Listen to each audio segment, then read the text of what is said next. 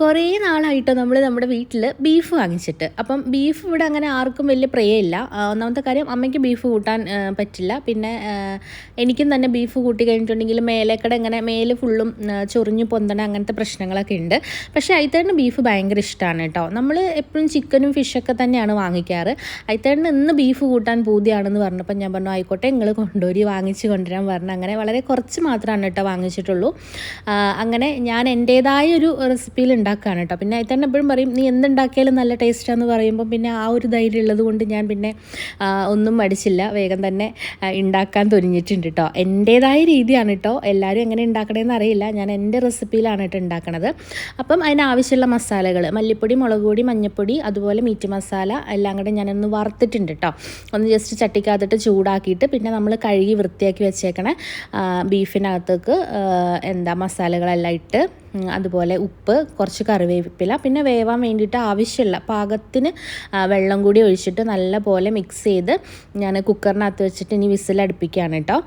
കുക്കറിനകത്ത് വെച്ചിട്ട് പിന്നെ അത് കഴിഞ്ഞിട്ട് ഞാൻ ചട്ടിക്കകത്തേക്ക് മാറ്റാനാണ് കേട്ടോ വിചാരിച്ചേക്കണത്. അങ്ങനെ അതെല്ലാം ഏകദേശം വെന്ത് വന്നിട്ടുണ്ട്. ഒരു 8 വിസിലോളം ഞാൻ അടുപ്പിച്ചിട്ടുണ്ട് കേട്ടോ, കാരണം അത്യാവശ്യം നല്ല രീതിയിൽ വേവ് ഉണ്ടായിരുന്നു. അങ്ങനെ അതെല്ലാം വെന്ത് വന്നിട്ടുണ്ട്. പിന്നെ നമ്മൾ ചട്ടി അടുപ്പത്ത് വെച്ച് കൊടുത്തിട്ടുണ്ട്, കുറച്ച് വെളിച്ചെണ്ണ ഒഴിച്ചു, അതുപോലെ തന്നെ കുറച്ച് കടുക് ഇട്ടു കേട്ടോ. പിന്നെ നമ്മുടെ വെല്ലുള്ളി, അതായത് സവാള, അതുപോലെ പച്ചമുളക്, വെളുത്തുള്ളി, ഇഞ്ചി എല്ലാം കൂടെ ഞാൻ ഒരുമിച്ചാണ് ഇട്ടത്, അല്ലാണ്ട് ഓരോന്നോരോന്ന് അങ്ങനെയല്ല ഇട്ടത്.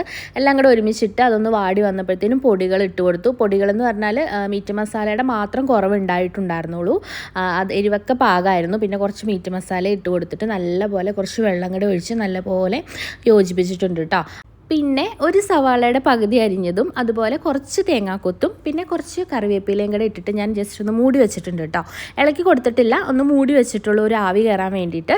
അത് കഴിഞ്ഞിട്ട് തന്നെ തുറന്ന് നോക്കിയപ്പോഴത്തേന് നല്ല സ്മെല്ല് വരുന്നുണ്ടായിരുന്നു. പിന്നെ എല്ലാം കൂടെ ഞാൻ മിക്സ് ചെയ്തിട്ടുണ്ട് കേട്ടോ. ഞാൻ അങ്ങനെ ഒരുപാട് ഇങ്ങനെ ചാറ് ആയിട്ട് ഉണ്ടാക്കിയിട്ടില്ല, ഒരു പെരളൻ രീതിയിലാണ് കേട്ടോ ഉണ്ടാക്കിയത്. അപ്പോഴത്തേനും നമ്മുടെ അതിത്തായിട്ട് ഫുഡ് കഴിക്കാൻ വന്നിട്ടുണ്ട്. ഉപ്പേരിയും അതുപോലെ മോര് കാച്ചിയതും പിന്നെ ബീഫും ആയിരുന്നു കേട്ടോ. അപ്പോൾ ഇന്നത്തെ ഉച്ചക്കലത്തെ നമ്മുടെ സ്പെഷ്യൽ എന്ന് പറയാൻ വേണ്ടിയിട്ട് നല്ല ടേസ്റ്റ് ഉണ്ടായിരുന്നു.